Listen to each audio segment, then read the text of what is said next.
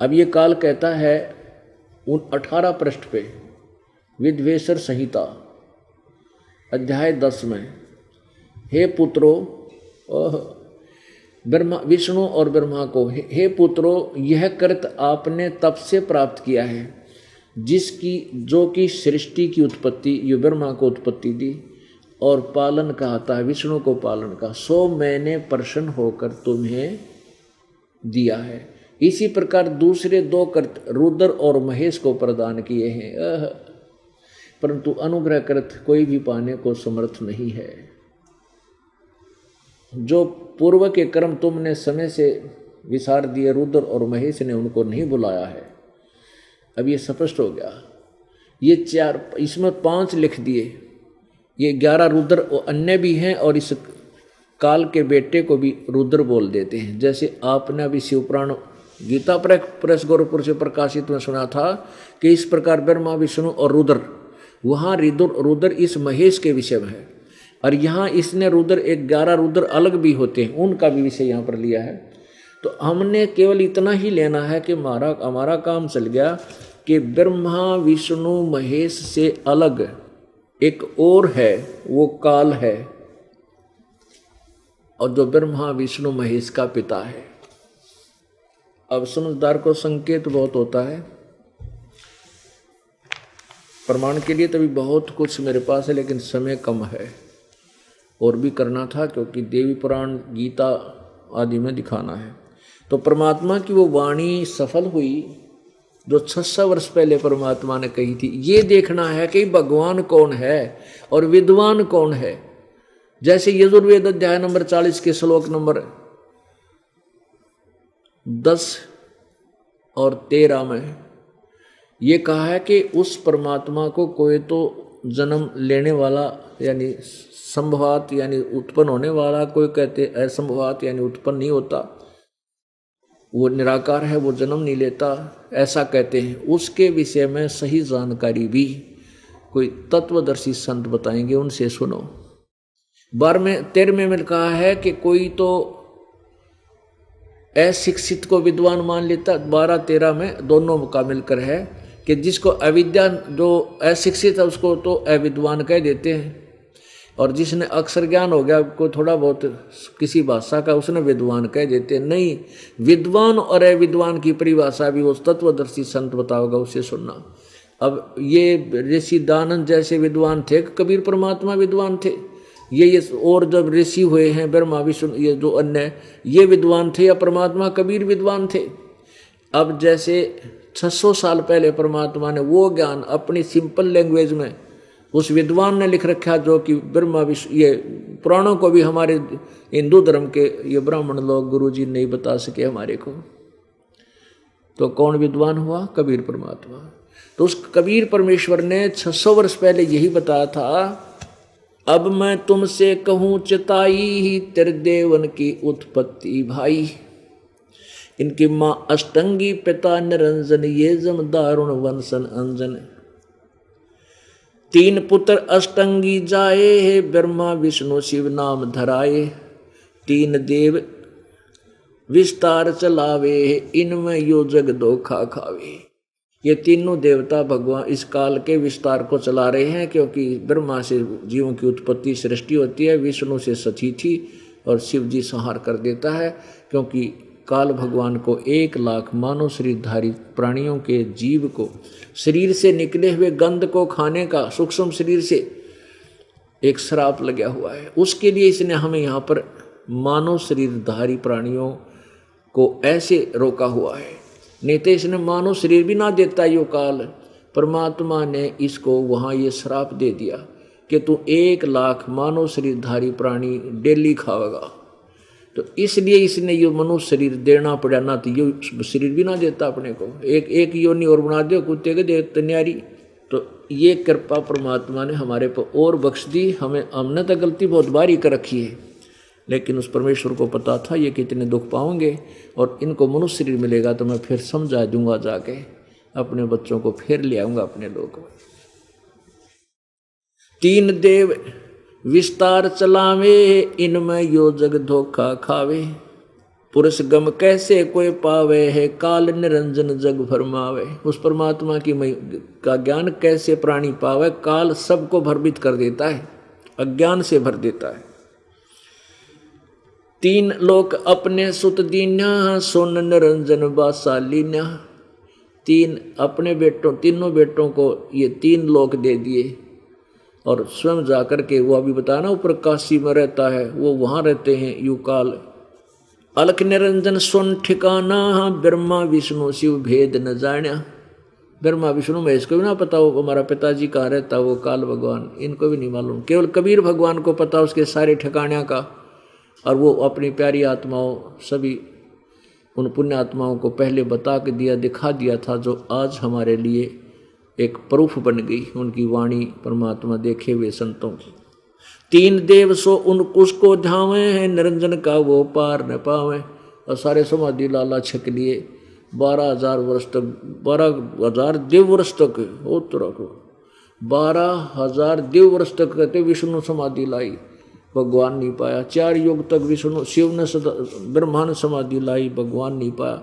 तो सब ने, क्योंकि उनकी साधना जो है परमात्मा पाने वाली नहीं थी, इसलिए इन्होंने एक थ्योरी बना दी, भगवान निराकार है, दिखता को नहीं। और सारे सदग्रंथ बताओ, मैं वेद बताओ परमात्मा मनुष्य जैसा है, कुरान शरीफ बताओ भगवान ने 6 दिन में सृष्टि, 7वें तख्त पर जा विराजा। और पवित्र कुरान से बाइबल बता रहा है कि परमेश्वर ने मनुष्य को अपने स्वरूप के अनुसार उत्पन्न किया। तो भगवान साकार है, मनुष्य सदृश है, और ये सब निराकार बताएंगे। कहते हैं तीन देव सो उसको ध्यावे हैं, इस काल का वो पार न पावे। अलख निरंजन बड़ा पटपारा, तीन लोक जीव करे आहारा। ब्रह्मा विष्णु शिव नहीं बचाए, सकल खाए पुन धूर उड़ाए। ये अपने बेटिया ने भी खाओगा, ब्रह्मा विष्णु महेश को भी नहीं बख्शता, इनकी भी मृत्यु होती है। अब तिनके सुत हैं तीनों देवा, अंधर जीव करत हैं सेवा। है कि इस काल के ये 3 बेटे हैं, रजगुण ब्रह्मा, सतगुण विष्णु, तमगुण शिव।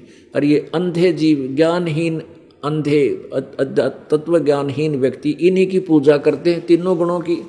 गुण तीनों की पूजा में ये भूल पड़ो संसार, कह कबीर ने नाम बिना भाई कैसे उतरे पार। तीनों देव और अवतारा, ताको बजय सकल संसारा। 3 गुणों का ये विस्तारा, धर्मदास मैं कहूँ पुकारा। अब 5 मिनट का सत्संग आपको और सुनाना पड़ेगा, जिससे लिंक हो गया कि परमात्मा कहते हैं कि इस काल के बेटे हैं तीनों देवा, ब्रह्मा विष्णु महेश। और ये अंधे जीव इन्हीं की पूजा करते हैं। अंधे जीव यानी ज्ञानहीन, और इनको तत्व ज्ञान नहीं है। अब पवित्र गीता जी अध्याय नंबर 7 के श्लोक नंबर 12 से लेकर 15 में यही स्पष्ट किया है कि इन तीनों गुण, रजगुण ब्रह्मा, सतगुण विष्णु, तमगुण शिव जी। अब सबसे पहले ये एक पॉइंट और क्लियर करना पड़ेगा कि रजगुण ब्रह्मा है, सतगुण विष्णु, तमगुण शिव जी। अब पुण्यात्माओं, परमात्मा ने कैसी कृपा कर रखी है, कितना सुंदर मौसम बन गया है, और ऐसी अमृत वर्षा ज्ञान की हो रही है। आत्मा को चाह है इस ज्ञान की, इसके उमंग उठती है अंदर से, एक और पता लगे और ज्ञान हो। तो ये इसके लिए हमें समय निकालना पड़ेगा। अब पहले हम सांग देखने जाया करते, सारा दिन खेतों में काम करते और शाम न आ जाते हैं, सांग देखने जाते 2-2:30 बजे 3-4 बजे तक सांग देख के आते, और फिर थोड़ी अनस होते इतने करके कहते चलो खेत में। उनसे लोग छुप कर जाते थे, पता नहीं होता था कि दिन में काम करते ना काम करे तो करके फिर नौके वो फिर पिटाई हो है। तो वो खेत में भी काम करते, रात ने सांग भी देख देते। 6 दिन देखना पड़ा, 6 के 6 रात में जागे जाते, और वहाँ कुछ लेना न देना, उड़ा गधे बैठा करते, उस रेत में हम बैठते जाकर और बकवाद सुना करते। और अब ये निर्मल ज्ञान परमात्मा का अमृत वर्षा हो रही, नीचे मैट बिछा रखे, ऊपर पंखे चल रहे, बड़ी बढ़ाई रोटी, कितनी अच्छी लाइट, और मौसम परमात्मा ने कितना प्यारा कर दिया। तो इसमें हमने नींद का नहीं देखना चाहिए, भगवान प्राप्ति का उद्देश्य ही रखना चाहिए। अब देखिएगा देवी भागवत महापुराण में सिर्फ इतना सिद्ध करना है कि रजगुण ब्रह्मा है, सतगुण विष्णु, तमगुण शिव जी। ये देखिएगा श्रीमद् देवी भागवत हिंदी टीका सहित अथ देवी भागवत देवी भागवतम यानी देवी पुराण भाषा टीका सभाष टीकम समातम खेमरा श्री कृष्ण दास प्रकाशन बम्बई 4। अब इसका देखिए तीसरे सकंद में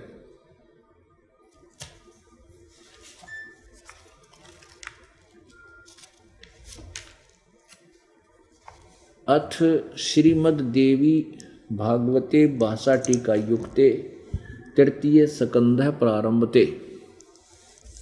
अब इसमें देखो इसके प्रश्न नंबर 11 पे और तृतीय सकंद अध्याय नंबर 5 में भगवान शंकर कहता है, हे माता, यदि हमारे ऊपर आप सदा दया युक्त हो तो हमको यानी मुझको तमोगुण में किस प्रकार प्रदान किया, ब्रह्मा रजोगुण और हरि यानी विष्णु को सतोगुण। अब ये संस्कृत भी देखेंगे आप। देखिए ये 7वां श्लोक यहाँ समाप्त हो गया, ये 8वां प्रारंभ होता है। इसी प्रकार ये 7वां श्लोक यहाँ समाप्त हो गया, ये 8वां प्रारंभ होता है। भगवान शंकर कह रहे यदि दया धर्मना न सदाम्बिके कथम अहम विहित है, मैं कैसे बना दिया तमोगुण, तमोगुण क्यों बना दिया। और कमल से उत्पन्न होने वाले ब्रह्मा को रजोगुण संभव क्यों रजोगुण बना दिया। और सुविहित है कि वो सत्वगुण हरि और विष्णु को तूने सतगुण क्यों बना दिया। इति सिद्धम रजगुण ब्रह्मा है, सतगुण विष्णु, तमगुण शिव जी।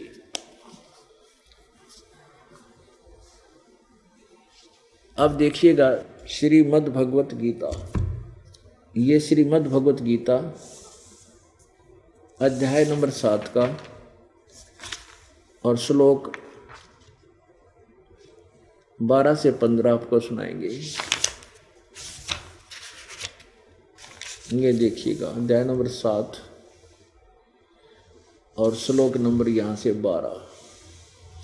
अब ये गीता जी काल बोलता है और भी जो सतगुण से उत्पन्न होने वाले भाव हैं और जो रजोगुण से उत्पन्न होने वाले, रजोगुण से तमोगुण से होने वाले भाव हैं, उन सब को मुझसे ही होने वाले ऐसा जान, परंतु वास्तव में उनमें मैं और वे मुझ में नहीं। अभी आपने शिव पुराण गीता प्रेस गोरखपुर से प्रकाशित में पढ़ा कि इस प्रकार तीनों देवताओं में गुण हैं, रजगुण ब्रह्मा, सतगुण विष्णु, तमगुण शिव जी, लेकिन वो शिव गुणातीत माने गए। ये क्या कहता है कि ये तीनों गुणों से जो कुछ भी हो रहा, रजगुण ब्रह्मा से उत्पत्ति, विष्णु से सतीथि और सतगुण तमगुण शिव जी से संहार, इसका मुख्य कारण तो मैं ही हूं, क्योंकि इसको 1 लाख मानव शरीरधारी प्राणी नित खाने पड़ते हैं।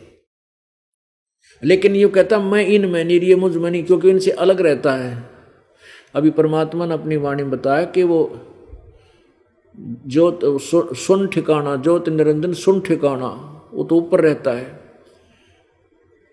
तीनों पुर अपने सुत दीना और सुन निरंजन बादशाह लीना, ऊपर बादशाह की ना, वो सुन में रहता, अलग रहता है।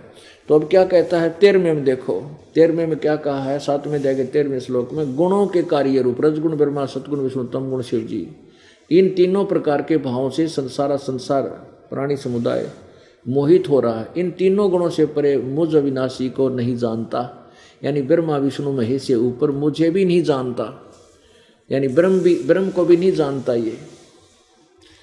अब 14 में कहा है कि यह अलौकिक अर्थात अद्भुत त्रिगुणमयी मेरी माया, रजगुण ब्रह्मा, सतगुण विष्णु, तमगुण शिव जी द्वारा फैला गया जाल बड़े दुस्तर खतरनाक है, और जो पुरुष मुझको निरंतर भजते हैं वो इस माया का उल्लंघन कर जाते हैं। यानी ब्रह्म कहता है कि जो मुझे भजते हैं, यानी ब्रह्मा विष्णु महेश ये देवता, ये भी लोग इनको भी भजते हैं, इसलिए कहता है जो मुझे भजते हैं वो इन तो ऊपर उठ जाते हैं इन तीनों गुणों से।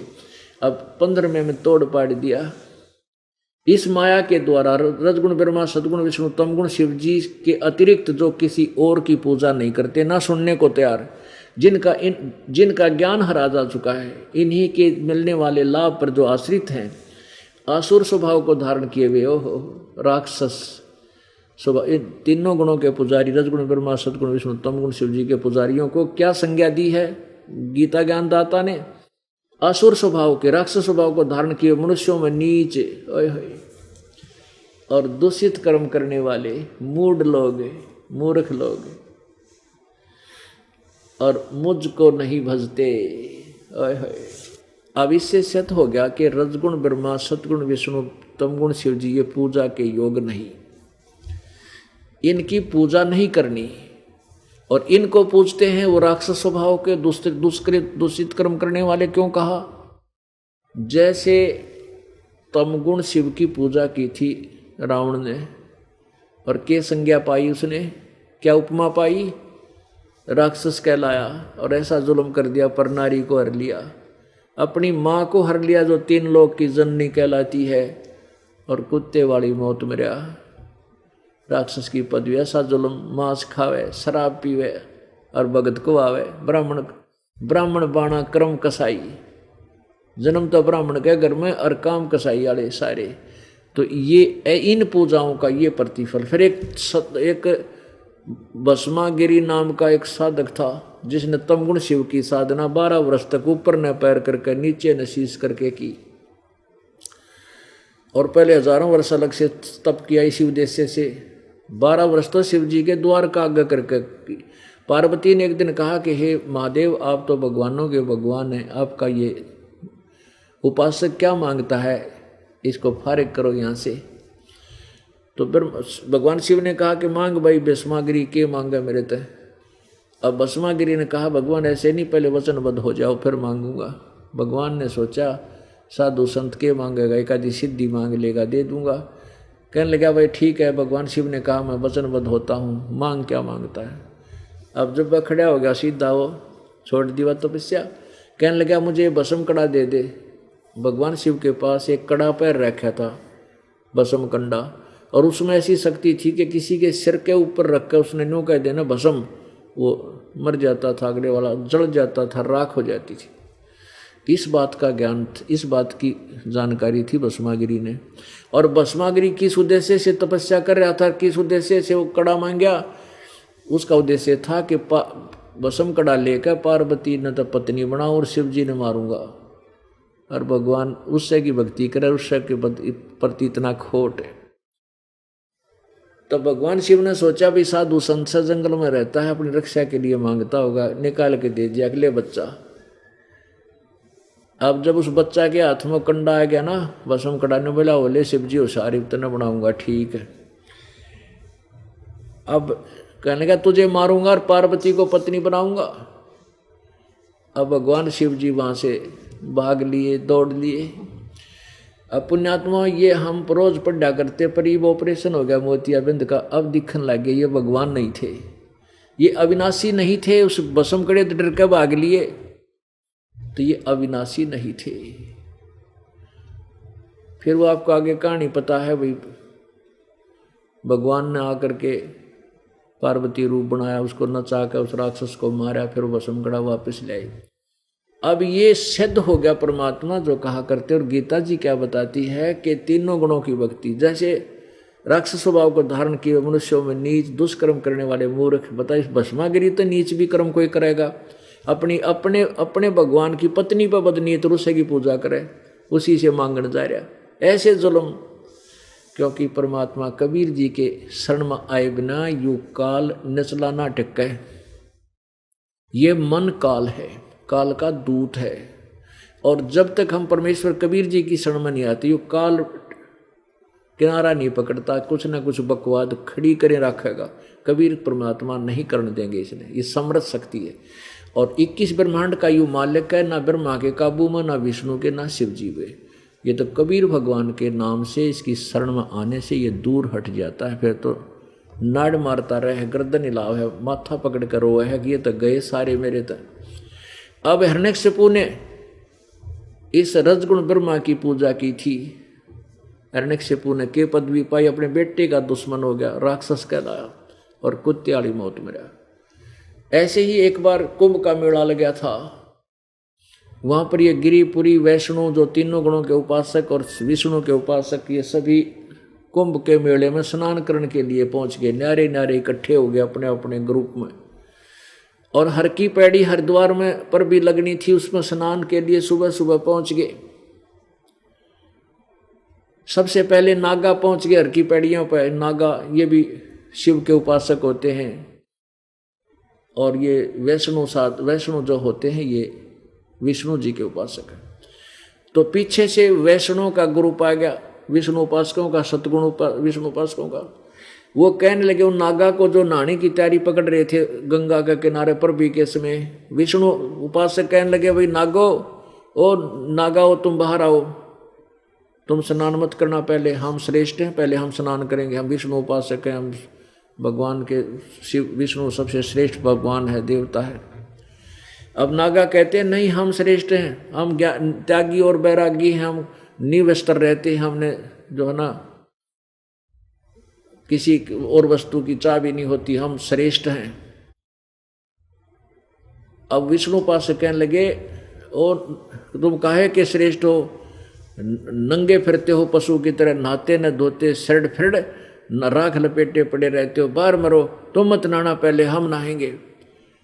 अब वो नहाना नूना तो भूल गए, स्नान करना तो गए भूल, आपस में गुट्टम गुट्टा मुक्को मुक्का तलवार निकाल ली, तीर छोड़ने लगे, कत्लेआम कर दिया। 25,000 ये त्रिगुण उपासक, ये तीनों गुणों के उपासक, तीनों रजगुण ब्रह्मा सतगुण विष्णु तम गुण शिव जी के उपासक, वहाँ 25,000 कटका मर गया आपस में लड़के। ना भगवान याद रहा, ना हर की पैड़ी याद रही, कहाँ खड़े हो तुम। कहते हैं तीर तुपक तलवार कटारी जमदड़ जोर बधावे हैं, हर पैड़ी हर हेत ना जाना वहाँ जा तेग चलावे हैं, काटे शीश नहीं दिल करुणा ये जग में साध कमावे हैं, जो जन इनके दर्शन को जावे उनको भी नरक पहुँचावे हैं। ओए होए, तीर तुपक तलवार कटारी, कहते ना तलवार ते सिर काट डाले, काटे शीश नहीं दिल करुणा, इनके दिल में दया भी कोई ना, कसाइया के अन्य कहीं ये साधु को आवे न संत कहते हैं, काटे शीश नहीं दिल करुणा ये जग में साध को आवे हैं, और जो जन इनके दर्शन को जावे उनको भी नरक पहुंचावे। तो पुण्यात्माओं, आपका सौभाग्य है कि हमने वो ज्ञान मिल गया जिससे हमारी अखियां खुल गई, मोतियाबिंद का ऑपरेशन हो गया, और अब हमने परमात्मा मिलेगा, वो पूर्ण ब्रह्म और पूर्ण मोक्ष होगा, अपने सतलोक चलाएंगे, इस गंदे लोक न छोड़ जाएंगे। बोलो सतगुरुदेव। परम पिता परमात्मा सारी सृष्टि के रचनहार, कुल मालिक कबीर देव कबीर परमात्मा, ये वो पूर्ण ब्रह्म है, ये वही परमात्मा है जिसने सर्व ब्रह्मांडों की रचना की। हम सभी प्राणी काल के जाल में फंसे हुए हैं और हम इस काल भगवान यानी ब्रह्म, जिसको क्षर पुरुष बोला है गीता जी के अध्याय नंबर 15 के श्लोक नंबर 16 में, इस क्षर पुरुष ने अर्थात ब्रह्म ने हम सभी प्राणियों को भ्रमित करके परमात्मा के पूर्ण परमात्मा से अपरिचित किया हुआ है। पूर्ण परमात्मा का ज्ञान उसने मिथ्या कर रखा है, पूर्ण परमात्मा का नामो निशान मिटवा रखा है, अपने नकली दूत झूठे संत महर्षि गुरु बना के जनता को भ्रमित करवा रखा है। इसका उद्देश्य ये है कि ये मेरे अंतर्गत जितने प्राणी हैं इनको पूर्ण परमात्मा की और उस सुखमय स्थान की जानकारी ना हो, सतलोक का इनको पता ना हो जहाँ ये पूर्ण रूप से सुखी होते हैं। इसको डर बना रहता है कि यदि इन प्राणियों को सतलोक का ज्ञान हो गया कि वहाँ इतना सुख है, वहाँ जन्म मृत्यु नहीं होती, वहाँ पर वृद्ध अवस्था नहीं आती, वहाँ बार बार जन्म मृत्यु नहीं होती, यानी जैसे एक बार हमारा शरीर बन गया, जन्म हो गया, फिर मृत्यु नहीं होती और वृद्ध अवस्था नहीं आती। वो स्थान सत्यलोक है, वो सुख सागर कहलाता है। हम वहाँ रहा करते थे सभी प्राणी, जो आज चींटी से लेकर हाथी तक जो जीव जंतु हैं, पशु पक्षी हैं, या जितने भी मानव शरीरधारी प्राणी हैं, सूक्ष्म से सूक्ष्म जो अणु हैं, जीवाणु हैं, ये सभी हम सतलोक में रहा करते थे और हमने एक नालायकी की थी। हम अपनी गलती के कारण इस काल भगवान ज्योति निरंजन अर्थात क्षर पुरुष के ऊपर आसक्त हो गए, हम पतिव्रता पद से गिर गए। हमने अपने परम पिता परमात्मा जो सर्व सुख दे था, कोई कष्ट नहीं था, ना कोई मृत्यु थी, ना कोई बुढ़ापा था, किसी प्रकार का रोग नहीं था, बढ़िया शरीर हमें प्राप्त था, वहां पर कोई भी कार्य नहीं था, वहां बिना किए हमें आहार प्राप्त होता था, हर तरह की सुविधाएं थी, सब सुख थे। हमने इस ज्योति निरंजन के ऊपर आसक्त होकर अपने पैर पे आप ही कुहाड़ा मार दिया और हम इसके साथ इस ज्योति निरंजन द्वारा लिए गए 21 ब्रह्मांड तप करके इनमें आगे 21 ब्रह्मांड इस ज्योति निरंजन काल ने घोर तप करके और ये ब्रह्मांड प्राप्त किए थे। परमेश्वर कबीर देव ने इसको 21 ब्रह्मांड दे दिए थे, तो इसके ऊपर हम आसक्त हो गए, अपने पिता से दिल हटा लिया, जिस कारण हम इस काल के जाल में फंस गए। अब इसको श्राप लगा हुआ है 1 लाख मानव शरीरधारी प्राणियों का आहार करने का। किसको? ज्योति निरंजन अर्थात काल भगवान को, जो ब्रह्मा विष्णु महेश के पूज्य पिताजी हैं। और इस कारण से ये किसी को भी ये ज्ञान नहीं होने देता कि कोई और स्थान भी है, केवल ये यहाँ एक ब्रह्मांड के ब्रह्म, यहाँ स्वर्गलोक और महास्वर्ग अर्थात ब्रह्मलोक तक की जानकारी इनको है। तो ये काल चौकस रहता है कि इन प्राणियों को उस पूर्ण परमात्मा का ज्ञान ना हो जाए। पुण्यात्माओं, आप विशेष कुछ दिनों के बाद आपको एक विशेष ज्ञान होगा। ये तत्व ज्ञान की गहराई में आप पहुंचोगे तो पता चलेगा कि सचमुच इस काल ने तो पूर्ण रूप से जो है हमें धोखे में डाला हुआ है। अब हमारे सदग्रंथ वेद हैं, वेद हैं, पुराण हैं, गीता जी, ये सभी पवित्र सदग्रंथ हमारे मान्य हैं और इनमें ज्ञान लिखा है, वो ज्ञान तो इनके अंदर विद्यमान है, लेकिन उस ज्ञान को भी यथार्थ रूप में इसने हमारे तक नहीं आने दिया।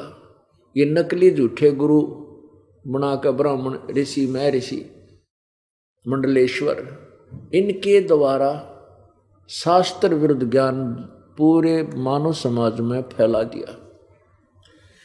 आप देख लो, श्रद्धालुओं की कमी नहीं और संतों की कमी नहीं, और किसी का सिद्धांत जब मिलता होता एक दूसरे से, किसी का भी सिद्धांत, किसी का भी थ्योरी, किसी की भी भक्ति के मंत्र एक दूसरे से मेल नहीं खाते और ना ही ज्ञान मेल खाता। और जबकि वेदों में ज्ञान एक, अब वेद तो सबके साझले हैं, उसमें से अगर पढ़ के किसी ने सुनाया हो तो वो एक ही ज्ञान होता। सबने दंत कथा अपना अज्ञान अनुभव सुना दिया। ये लोक वेद कहलाता है, लोक वेद, जो यथार्थ ज्ञान से कोसों परे होता है, जिसे दंत कथा कहते हैं। और यही पुराण थी, वही पुराण है जिनमें ज्ञान विद्यमान है, और वो ज्ञान आप तक नहीं। देख कमाल की बात कर रखी इन्होंने। तो अब पता चलेगा आपको कि सरेआम हमारे साथ धोखा सुनियोजित षड्यंत्र के तहत किया हुआ है। अब वो ज्ञान जो हमारे पवित्र पुराणों में लिखा था, हमारे तक वो भी ना दिया। वो भी कबीर परमेश्वर की रजा से इस दास पे कृपा की, परमेश्वर कबीर देव ने इस दास को बुद्धि दी और इन सदग्रंथों को देखा और आज आपके समक्ष इनको प्रस्तुत कर दिया। आप खुद भी पढ़ रहे हो और ये दास भी पढ़कर सुना रहा है। तो इस काल भगवान ने ऐसा जुल्म किया हुआ है और यहाँ कोई भी प्राणी सुखी नहीं है, किसी को भी चैन नहीं है, एक पल की भी नहीं, सपने में भी सुखी नहीं है प्राणी। रात्रि में सो जाता है तो भी सुखी नहीं, ऐसे भयंकर सपने आते हैं, कोई ऐसी आपत्ति आती दिखती है, पता नहीं के जुल्म होता रहता है, सारी रात भागता रहता है, और दिन में दुखी है ही वो प्राणी जो रात में दुखी होगा। तो इसने हमें इतना परेशान कर दिया कि हमारे दुखों की गणना नहीं हो सकती। लेकिन हमारे पास कोई विकल्प नहीं इसका, हमारे पास कोई विकल्प नहीं था, अल्टरनेट नहीं था। इसलिए हमने इन दुखों को, और जो कुछ कम दुख हो गए, इन दुखों, महान दुखों से कुछ कम दुखों को ही सुख मान लिया। परमात्मा कहते हैं, ये संसार समझदा नाही, कहंदा श्याम दोपहरे नू, गरीबदास ये वक्त जात है, रोवोगे इस पैरे नू। ये संसार समझदा नाही और कहंदा श्याम दोपहरे नू। अब पुण्यात्मा जिसके पुत्र नहीं है ना, वो तेने सोचे मेरे जैसा दुखी नहीं है, वो इससे बात ने दुख मान रहा है कि मेरे पुत्र ना दिया भगवान ने। ये काल के जाल को समझो, परमात्मा आपको वही मिलना है जो आपके भाग्य में है। आप कितने दुखी हो लो चाहे सुखी हो लो, वही मिलना है। कब तक? जब तक आप कबीर परमेश्वर की चरणों में नहीं आते, क्योंकि इस परमेश्वर कबीर देव के पास एक सुप्रीम पावर है, विटो पावर है। आपके भाग में ना होगी तो भी वस्तु आपको देगा, लेकिन देगा वो उस वस्तु को देगा जो आपके भक्ति में बाधा ना करे। और यदि भक्ति में बाधा करने वाली वस्तु आप डिमांड भी कर रहे हो तो परमात्मा नहीं देगा। ये मत सोचो कि परमात्मा दे नहीं सकता, लेकिन वो नहीं देगा। जैसे बच्चा, छोटा सा बालक, चूल्हे में अग्नि जल रही हो और वो चलता चलता उसके अंदर हाथ देना चाहता है, क्यों? उसको अच्छी वस्तु समझता है, उसकी डिमांड करता है, और उससे वापस हटा लेते हैं तो रोता है, फिर उधर चलने की चेष्टा करता। तो माता पिता भाई बहन जो उनसे बड़े हैं उसको उधर नहीं जाने देंगे, वो रो चाहे राजी रहो। इसी प्रकार परमात्मा, जैसे हम कोई डिमांड करते हैं, जब हम परमेश्वर कबीर देव के चरणों में आ जाते हैं और उसमें आपके हाथ जलने हों, अर्थात आपको हानि होनी होगी, तो परमेश्वर कबीर देव नहीं देगा। आप जी चाहे राजी रही हो चाहे नाराज होना, भक्ति करना चाहे ना करना, क्योंकि हमारा मूल उद्देश्य आपको काल के जाल में छुड़वा कर सदा के लिए सुखी करना है। और आप वो अस्थायी सुख डिमांड करने मांगने आते हो यहाँ पर, जो बिना मांगे देगा आपको। आप केवल एक चीज मांगो, परमात्मा अपने चरणों से दूर ना करना। अब जब हम समर्थ के चरणों में पड़े रहेंगे तो धनी के द्वार पर के आदमी भूखा रहा करे? कभी नहीं रहेगा। तो हम उस समर्थ के द्वार पर पड़े रहेंगे तो हमें किसी चीज की, आवश्यक वस्तु की कमी नहीं रहेगी। कहने का भाव ये है कि ये जो काल ने ऐसा सुनियोजित षड्यंत्र रचा हुआ है कि इसने अपने नकली संत भेजकर और यथार्थ ज्ञान से कोसों दूर कर दिया। सदग्रंथों के पवित्र हिंदू समाज अपने सदग्रंथों से अपरिचित, और पवित्र सिख समाज अपने गुरु ग्रंथ साहिब के अंदर क्या गुण रहस्य है उससे पूर्ण रूप से अपरिचित, और पवित्र ईसाई समाज पवित्र बाइबल के गुण रहस्य से अपरिचित, और पवित्र मुसलमान धर्म पवित्र कुरान शरीफ के गुण रहस्य से अपरिचित। अब कारण क्या है कि इस काल भगवान ने सभी को भ्रमित करना, अपने जाल में फंसाए रखना ही उद्देश्य बना रखा है। अब परमात्मा कबीर जी जब आते हैं, वो आकर के यथार्थ ज्ञान प्रदान करते हैं, स्वयं आते हैं। परमेश्वर कबीर जी के अतिरिक्त यहाँ पर कोई भी प्राणी ना तो सृष्टि रचना को जानता ना जान सकता, क्योंकि कबीर परमेश्वर इस काल से सुप्रीम पावर है।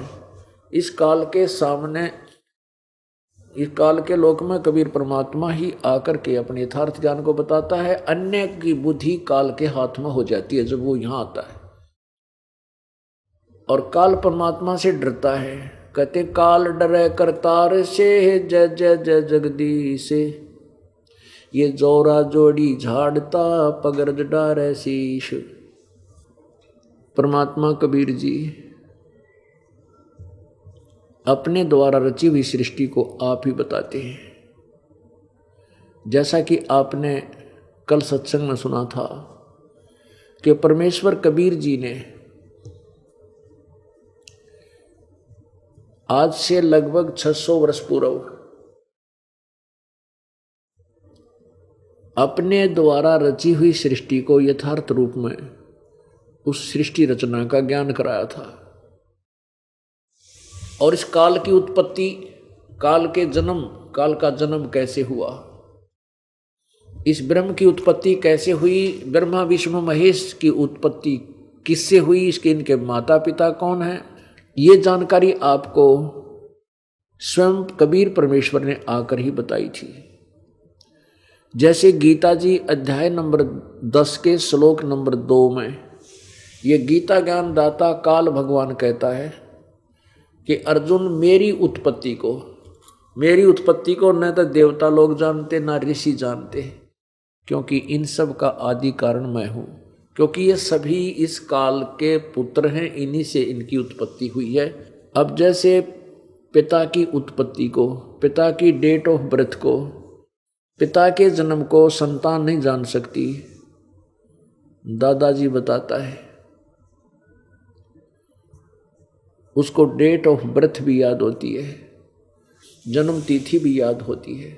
ऐसे ही कबीर परमात्मा यानी पूर्ण ब्रह्म सत्य पुरुष अविनाशी परमेश्वर जो गीता जी अध्याय नंबर 15 के श्लोक नंबर 16 और 17 में तीसरे नंबर का परमात्मा है, तीसरे नंबर का पुरुष है। जैसे गीता जी अध्याय नंबर 15 के श्लोक 16 में लिखा है कि इस संसार में दो भगवान प्रसिद्ध हैं, दो पुरुष, दो प्रभु। पुरुष माने प्रभु, एक क्षर पुरुष एक अक्षर पुरुष। और इन दोनों के तथा इनके प्राणियों के स्थूल शरीर तो नाशवान है, जीव आत्मा सभी की अमर होती है। 70वें श्लोक में बताया है कि उत्तम पुरुष तु अन्य और परमात्मा इति उदारते, वो श्रेष्ठ परमात्मा यानी वास्तव जो भगवान सही पूर्ण ब्रह्म, वो तो इन दोनों से अलग है, क्षर पुरुष और अक्षर पुरुष से। और वही परमात्मा इति उदारते वो भगवान कहलाता है, उसको भगवान कहा जाता है। और यह लोक तरम आविश्य विभर्ति अवैश्वर है, जो तीनों लोकों में प्रवेश करके सबका धारण पोषण करता है, वो वही वास्तव में अविनाशी परमात्मा है। अब वो तीसरा जो परमात्मा है अक्षर यानी परम अक्षर पुरुष, परम अक्षर ब्रह्म, उत्तम पुरुष तु अन्य, वही तीनों लोकों में प्रवेश करके सबका धारण पोषण करता है, वो अविनाशी परमात्मा है। अब देखिएगा एक चित्र जिसमें हम आसानी से समझ सकते हैं इन भगवानों की सतिथि को, इन प्रभुओं की सतिथि को। ये देखिएगा जैसे गीता जी अध्याय नंबर 15 के श्लोक नंबर 1 से 4 में क्या बताया है कि ऊपर को जड़ वाला और नीचे को तीनों गुण रूपी शाखा वाला, ये उल्टा लटका हुआ संसार रूपी वृक्ष है। और जो संत इस संसार रूपी वृक्ष के सभी विभागों को भिन्न भिन्न बतावे जानता है, वह वेदवित है, वो वेद के तात्पर्य को जानने वाला है, अर्थात वो तत्वदर्शी संत है। गीता जी अध्याय नंबर 4 के श्लोक नंबर 32 में कहा है कि गीता ज्ञानदाता कहता है कि जो 25 से लेकर और 31 तक मैंने जो ज्ञान दिया है, गीता जी अध्याय नंबर 4 के श्लोक 25 से लेकर 31 तक मैं क्या बताया है कि कोई तो देवताओं की पूजा करता है, कोई हठ योग ही करता है, कोई जैसे अहिंसावादी ही है, और कोई केवल अध्ययन यानी ज्ञान यज्ञ द्वारा या नित्य पाठ करके ही मोक्ष मानता है, कोई योग आसन करके ही मोक्ष का मार्ग समझ रहा है। ये सभी अपनी अपनी साधनाओं को पाप नाश करने वाली जानते हैं, लेकिन चौथे अध्याय के 32वें श्लोक में बताया है कि अर्जुन उस पूर्ण परमात्मा के मुख्य ज्ञान में सच्चिदानंद घन ब्रह्मणे मुखे, ब्रह्मणे माने सच्चिदानंद घन ब्रह्म, लेकिन अनुवाद करता हूं उसका अनुवाद गलत किया है। ब्रह्मणे मुखे का अर्थ कर रखा है वेद की वाणी, नहीं। 17वें अध्याय के, गीता जी के 17वें अध्याय के 23वें श्लोक में ब्रह्मणे का अर्थ लिखा है कि सच्चिदानंद घन ब्रह्म, वो सही है, क्योंकि उसमें लिखा है कि ओम तत्सत इति निर्देश ब्रह्मणे त्रिवेद समर्थ है, कि पूर्ण परमात्मा के ओम और तत् और सत। ओम तो सीधा ही ब्रह्म का जाप है, तत् ये परब्रह्म का, और सत ये परम अक्षर ब्रह्म का यानी पूर्ण परमात्मा का। तो ये 3 मंत्र का जाप का निर्देश है उस पूर्ण परमात्मा के भजन का, भक्ति का, सच्चिदानंद घन ब्रह्म का। तो यहाँ 4थे अध्याय के 32वें श्लोक में अनुवादकर्ता ने गड़बड़ी कर ली, क्योंकि इनको ज्ञान नहीं था, तत्व ज्ञान नहीं था। इसमें ब्रह्मणे का अर्थ वेद की वाणी लिख दी, नहीं। मुखे माने वाणी रखे तो भी सच्चिदानंद घन ब्रह्म की वाणी में, ब्रह्मणे माने सच्चिदानंद घन ब्रह्म की वाणी में विस्तार से बहुत प्रकार के यज्ञ यानी धार्मिक अनुष्ठान का वर्णन किया गया है। 4थे अध्याय के 34वें श्लोक में कहा कि उस तत्व ज्ञान को जो परमात्मा द्वारा अपने मुख से बोला गया है, कबीर परमात्मा के मुख से उच्चारित जो वाणी है, उस कबीर वाणी में विस्तार से कहा गया उस तत्व ज्ञान को तू तत्वदर्शी संतों के पास जाकर समझ सुन। उस तत्व ज्ञान को तू तत्वदर्शी संतों के पास जाकर समझ, उनको दंडोत प्रणाम करने से। पुण्यात्मा पूरी गीता जी में कहीं भी इस गीता ज्ञानदाता ने अपने लिए भी नहीं कहा कि मुझे दंडवत प्रणाम कर, इसने अपने लिए कहा कि मम नमस्कारु, मुझे नमस्कार कर और मेरी शरण में आ जा। कहाँ? 18वें अध्याय के 65वें श्लोक में नमस्कार शब्द लिखा है, और इसमें 4थे अध्याय के 34वें श्लोक में क्या कि तत्वदर्शी संतों की खोज कर और उनको दंडवत प्रणाम कर। दंडवत माने लंबा लेट के, और उनसे फिर वो तत्व ज्ञान प्राप्त कर। अब उस तत्वदर्शी संत की पहचान बताई है 15वें अध्याय के प्रथम मंत्र में, कि ये उल्टा लटका हुआ संसार रूपी वृक्ष है, और जो इस संसार रूपी वृक्ष को सभी विभागों सहित न्यारे न्यारा भिन्न भिन्न बता देगा, स वेदवित व वेद के तात्पर्य को जानने वाला है, अर्थात वो तत्वदर्शी संत है। अब देखिएगा ये पवित्र श्रीमद् भगवत गीता, इसके अध्याय नंबर 4 के, ये अध्याय नंबर 4 है और इसके श्लोक नंबर 25 में ये देखिएगा। इसमें क्या कहा कि अपरे माने कुछ अन्य, कुछ योगीजन, दूसरे योगीजन देवताओं के पूजन रूप यज्ञ का भली बातें अनुष्ठान किया करते हैं। यानी कुछ तो देवता पूजते हैं, यही साधना करते, यज्ञ माने साधना, और अन्य, अपरे माने अन्य, दूसरे, अन्य परब्रह्म परमात्मा रूप ब्रह्म अग्नो यानी ब्रह्म के ऊपर ही अपने शरीर को झोंक देते हैं, यानी अभय दर्शन रूप यज्ञ का ही आत्म रूप यज्ञ का हवन किया करते हैं, 26 में बताया है। और अन्य योगीजन स्रोत आदि समस्त इंद्रियों को संयम रूप अग्नि में हवन किया करते हैं। यानी कुछ तो केवल इंद्रियों को रोकने में लागे रहे, संयम करने के चक्कर में ब्रह्मचारी बनकर भगवान प्राप्ति में समझते हैं कि ब्रह्मचारी ही परमात्मा प्राप्ति कर सकता है। और दूसरे योगीजन शब्द आदि या कान बंद करके, नाक कान बंद करके समस्त विषयों को, इंद्रियों को अग्नि में हवन किया करते हैं। 27 में कहा कि दूसरे इंद्रियों की संपूर्ण क्रियाओं को और प्राणों की समस्त क्रियाओं को, श्वास, प्राण माने श्वास उश्वास, जैसे ये प्राणायाम आदि करते हैं, ज्ञान से प्रकाशित आत्म संयम योग रूपी अग्नि में हवन किया करते हैं। ये योगासन करके ही अपने आप को संतुष्ट मान लेते हैं, मोक्षदायक मान लेते हैं। 28 में कहा है कि कई पुरुष धर्म संबंधी यज्ञ करने वाले, यानी धर्म भंडारे कर दे, कि दान दे दिया, कि कुआ बनवा दिया, कि धर्मशाला बनवा दी, या कि धर्म के भंडारे कर दिए, भोजन भंडारे, और कुछ तपस्या ही करके अपने तपस्या रूप यज्ञ करने वाले हैं, यज्ञ माने साधना। और दूसरे कितने ही योग रूप यज्ञ करने वाले ये केवल योग अभ्यास ही करते रहते हैं, पेट लाए जा, सांस भर कर छोड़े जा, किधर छाती पर शरीर मोड़े जा जाते हैं, कहते हैं ये मोक्ष मान रहे हैं। ये नहीं, ये सारा विस्तार बता रहे हैं आगे चल के। कुछ अहिंसावादी, ये आपने 29-28 सुना, दूसरे कितने योग रूप हवन करने वाले, कितने ही अहिंसावादी तीक्ष्ण व्रतों से युक्त यत्नशील पुरुष स्वाध्याय रूप ज्ञान यज्ञ करने वाले हैं। अब देखो ये अहिंसा आदि तीक्ष्ण व्रतों से, जैसे मुंह पर पट्टी बांध के आपने देखे होंगे नंगे पैरों घूमते, हाथ में एक घोड़े की पूंछड़ के सा वो चवर लेकर उसको भी साथ रखते हैं, कभी जीव इंसान हो जा, केवल इसी से ही वो अपना मोक्ष मान लेते हैं। कुछ स्वाध्याय करते हैं, नित पाठ पूठ करके उसको मोक्ष मानते हैं। 29-30 में कहा है। दूसरे कितने योगीजन अपान वायु में प्राण वायु को, यानी एक नाक से श्वास खींचा फिर दूसरे छोड़ा, इस तरह पान अपान करके वो प्राणायाम आदि करके दूसरे वायु में अपान वायु को, अथा अन्य कितने ही नियमित आहार, यानी केवल फल खा के, कोई दूध पी के इसी को मोक्ष मानते हैं। कुछ प्राणायाम प्रयाण, यानी प्राणायाम करके प्राण और अपान की गति को रोककर प्राणों में ही हवन किया करते हैं। ये सभी साधक यज्ञों द्वारा पापों का नाश करने वाले, यज्ञों को जानने वाले हैं।